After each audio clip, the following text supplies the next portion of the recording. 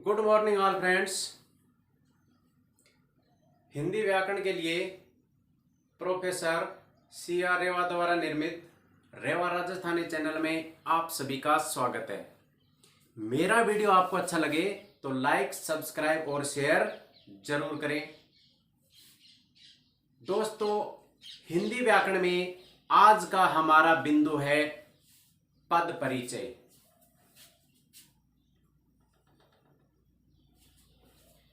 पद परिचय का अर्थ होता है किसी पद या शब्द का व्याकरणिक दृष्टि से परिचय देना। शब्द अकेला होता है और पद वाक्य के अंदर प्रयुक्त होता है। शब्द और पद में यह अंतर होता है। तो एक पद का व्याकरणिक दृष्टि से परिचय देना यानी कि वह शब्द संज्ञा है, सर्वनाम है, विशेषण है, क्रिया विशेषण है या संबंध बोधक है, समुच्चय बोधक है या फिर विस्मयादि बोधक है। इसका परिचय देना, उसका काल है, लिंग है, वचन है, उसके बारे में संपूर्ण जानकारी देना पद परिचय कहलाता है। तो पद परिचय के अंदर विकारी और अविकारी शब्द दोनों प्रकार के आते हैं। 12वीं कक्षा के अंदर हिंदी व्याकरण में पद परिचय 2 नंबर का आता है, जिसमें 1 नंबर का विकारी शब्द पूछा जाता है और 1 नंबर का अविकारी शब्द पूछा जाता है। तो आज विकारी शब्दों में पहला संज्ञा आपको करवाया जाएगा। संज्ञा है, इसका शाब्दिक अर्थ होता है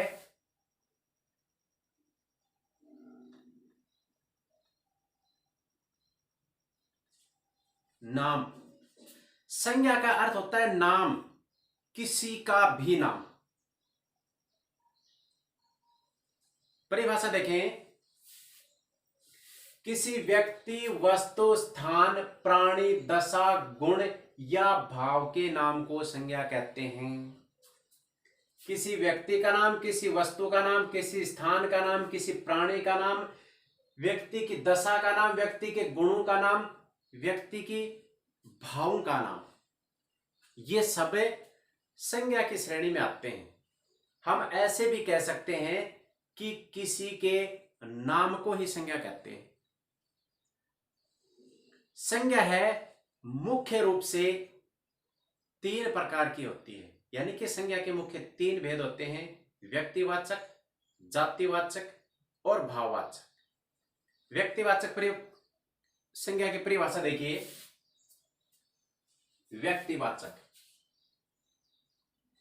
किसी विशेष व्यक्ति, वस्तु, स्थान के नाम का बोध कराने वाले शब्द। इसमें ये जो विशेष शब्द है यह बहुत महत्वपूर्ण है। विशेष व्यक्ति, विशेष वस्तु और विशेष स्थान। विशेष व्यक्ति का मतलब किसी व्यक्ति का नाम, जिसके नाम से वह व्यक्ति पहचाना जाए। अब आप ये कहोगे कि एक नाम के तो बहुत व्यक्ति होते हैं। एक नाम के व्यक्ति हो सकते हैं, लेकिन उनकी पहचान सबकी अलग अलग होती है, क्योंकि व्यक्ति के नाम मिलने से कुछ नहीं होता। उसके माता पिता के नाम अलग अलग हो सकते हैं, उसके गांव का, उसका जो एड्रेस है वो एक ही होगा। अगर भूल से किसी दूसरे के पास चला भी जाता है, लेकिन अंत में वह उसी के पास जाएगा जिसका वो पत्र है। तो विशेष व्यक्ति का मतलब एक व्यक्ति का नाम। विशेष वस्तु, कोई वस्तु है वो विशेष कैसे है? जैसे मेरे पास पेन है, ये पेन है, लेकिन पेन शब्द है या कलम जो है ये जातिवाचक संज्ञा की श्रेणी में आता है। लेकिन हम इसको विशेष कैसे मानेंगे? विशेष हम इसको तब मानेंगे जब हम इस पेन की कंपनी का नाम बताएंगे, जैसे रेनॉल्ड का पेन है, ये विशेष पेन हो गया। स्थान, विशेष स्थान का नाम, जैसे गांव का नाम है, मेरा गांव है लेखवा है, तो लेखवा इस संसार के अंदर एक ही है।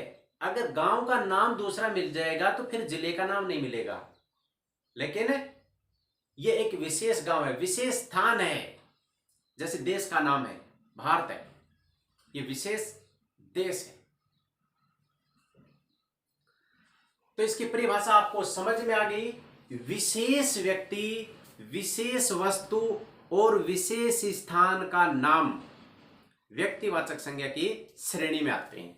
जैसे राम किसी व्यक्ति का नाम है तो व्यक्तिवाचक संज्ञा है। गीता, गीता अगर स्त्री का नाम है तो भी व्यक्तिवाचक है, और गीता अगर पुस्तक का नाम है तो भी व्यक्तिवाचक है। कविता,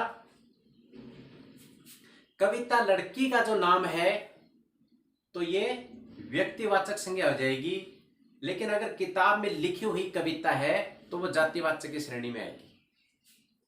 हिंदी एक विशेष विषय है। सोमवार एक विशेष बार है, यानी कि जितने भी बार हैं उनके नाम है व्यक्तिवाचक संज्ञा की श्रेणी में आते हैं। जितनी भी पुस्तकें हम पढ़ते हैं उनके नाम है, जैसे गणित है, विज्ञान है, सामाजिक विज्ञान है, अंग्रेजी है, संस्कृत है, सब व्यक्तिवाचक संज्ञा की श्रेणी में आते हैं। जनवरी सभी महीनों के नाम व्यक्तिवाचक संज्ञा में आते हैं। गंगा, जितनी भी नदियां हैं सभी नदियों के नाम व्यक्तिवाचक में आते हैं। हिमालय पर्वतों के जो नाम हैं, पीपल पेड़ों के जो नाम हैं, कमल फूलों के जो नाम हैं, आम फलों के जो नाम हैं, आलू जितने प्रकार की सब्जियां हैं, सूर्य चंद्रमा अलग अलग नाम के आकाशीय जितने भी ग्रह हैं, भारत देशों के नाम, पिलानी शहरों के नाम, लेखवा गांव के नाम, उषा पंखा पंखों के नाम उसकी कंपनी सहित, हीरो बाइक जितनी भी बाइक हैं वो किस कंपनी की बाइक है। तो ये सभी व्यक्तिवाचक संज्ञा की श्रेणी में आते हैं। दूसरा देखें, जातिवाचक, एक प्रकार की संपूर्ण जाति का बोध कराने वाले शब्द, यानी कि वह एक चीज है लेकिन उसके नाम से वह संपूर्ण जाति का बोध कराए। जैसे विद्यार्थी है, विद्यार्थी पढ़ते हैं, वाक्य है उसमें विद्यार्थी को हमने रेखांकित कर दिया कि इसका पद परिचय करें, तो विद्यार्थी के अंदर पूरे विश्व के पढ़ने वाले सभी स्टूडेंट आते हैं, तो उनकी एक जाति हो गई। जैसे पुस्तक, पुस्तक विशेष नहीं है बल्कि पुस्तक है जिसके अंदर सभी पुस्तकें आती हैं, हिंदी, गणित, विज्ञान, सामाजिक ज्ञान, संस्कृत, अंग्रेजी। बालक सभी बालक, लड़की सभी लड़कियां, पेड़ सभी प्रकार के, नीम, पीपल, खेजड़ी है, बबूल है, आम है, जितने भी प्रकार के पेड़ हैं वो सभी पेड़ जातिवाचक की श्रेणी में आ गए। फल सभी प्रकार के फल, आम, केला, अमरूद, नाशपाती। फूल सभी प्रकार के जो फूल हैं, लेकिन यहां पे क्या आया है कि फूल है, ये एक विशेष फूल नहीं है कि इस फूल के अंदर सभी प्रकार के फूल शामिल है, सभी फूल। नदी सभी नदियां, पर्वत, पर्वत का नाम न होकर पर्वतों की जाति होती है, पर्वतों से नदियां निकलती हैं, तो पर्वत किसी विशेष पर्वत, जैसे हिमालय है, विंध्याचल है, अरावली है, कोई नाम नहीं लिया, पर्वत है। वार 7 वार होते हैं, महीना 12 महीने होते हैं, महीनों की जाति हो गई।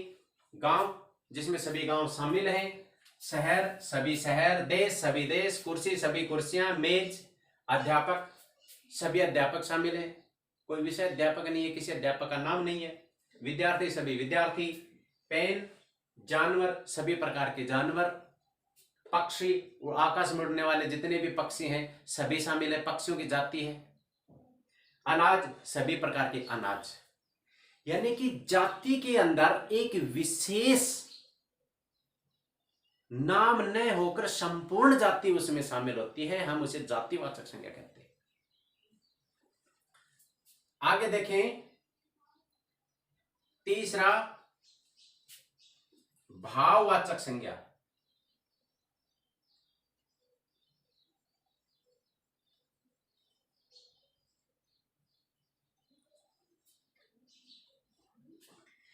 भाववाचक संज्ञा किसी व्यक्ति, वस्तु या पदार्थ के गुण या भाव का बोध कराने वाले शब्द। अब भाववाचक संज्ञा है व्यक्तिवाचक जातिवाचक से अलग हटकर है, यानी कि जो जातिवाचक में और व्यक्तिवाचक में नहीं आते। इसका मुख्य चीज है किसी व्यक्ति, वस्तु या पदार्थ के उसके जो गुण हैं, यानी कि पत्थर है, उसका गुण है कि वो ठोस है, तो ये उसका गुण हो गया, तो ये भाववाचक संज्ञा है। जैसे पानी है वो तरल है, तो जो तरलता का उसके अंदर गुण है वो भाववाचक संज्ञा है। उदाहरण देखिए इसके, पढ़ाई भाववाचक संज्ञा होती है, वो व्यक्ति के भावों से जुड़ी होती है। वह किसी व्यक्ति वस्तु का नाम न होकर उस व्यक्ति वस्तु का गुण होता है, उसके भाव होते हैं, उसके विचार होते हैं। पढ़ाई, लिखाई, सुंदरता, सुंदरता है व्यक्ति का गुण है। ईमानदारी व्यक्ति का गुण है। अपनत्व है अपनेपन की भावना, अपनेपन का भाव है।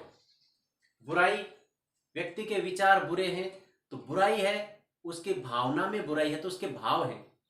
भलाई, भलाई की भावना। प्रेम, प्रेम की भावना। नफरत की भावना।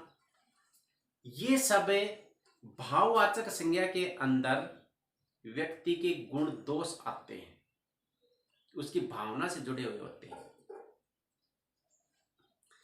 दोस्तों,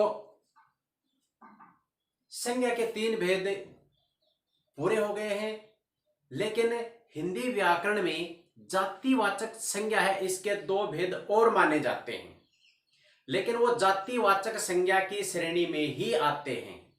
लेकिन अगर ऑप्शन में समूहवाचक या द्रव्यवाचक आता है तो आप उसको भी कर सकते हैं, उसके बारे में मैं थोड़ा प्रकाश डालना चाहता हूं। देखिए, जातिवाचक संज्ञा, इसके 2 भेद होते हैं, द्रव्यवाचक और समूहवाचक।